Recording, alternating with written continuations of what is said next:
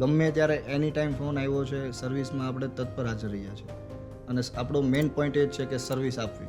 કે મારો કસ્ટમર છે તો બીજા કોઈ પાસે સર્વિસ લેવા ના જવો જોઈએ.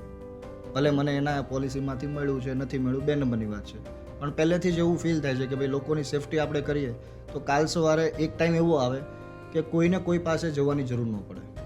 પણ જનરલી મેઇન વસ્તુ શું છે કે કોઈ બી માણસને આપણે ઇન્સ્યોરન્સ સમજાવવા જતા હોય ને તો એના ઘરનું ડિસિઝન એની પાસે હોય ના હોય, એટલે એમના મિત્રો સર્કલ છે એમને પૂછે.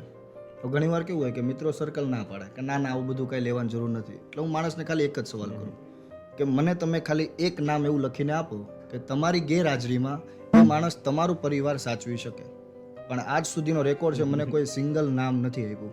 મેં કેટલી વખત સ્ટેટસમાં પણ મૂક્યું, ઇન્સ્ટાગ્રામમાં પણ મૂક્યું છે, ફેસબુકમાં પણ મૂક્યું છે, પણ આજ સુધી મને કોઈ એક સિંગલ નામ નથી આપ્યું. છતાં બી લોકો એકબીજાનું માને છે.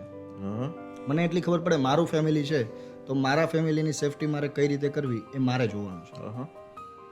ફ્રેન્ડ સર્કલ છે નો ડાઉટ કે ભાઈ આપણા બેસ્ટ ફ્રેન્ડ છે, એ જે બી કહેતા હોય સાચું જ કહેતા હોય, પણ મેઇન વસ્તુ કે આ આપણી સેફટી છે.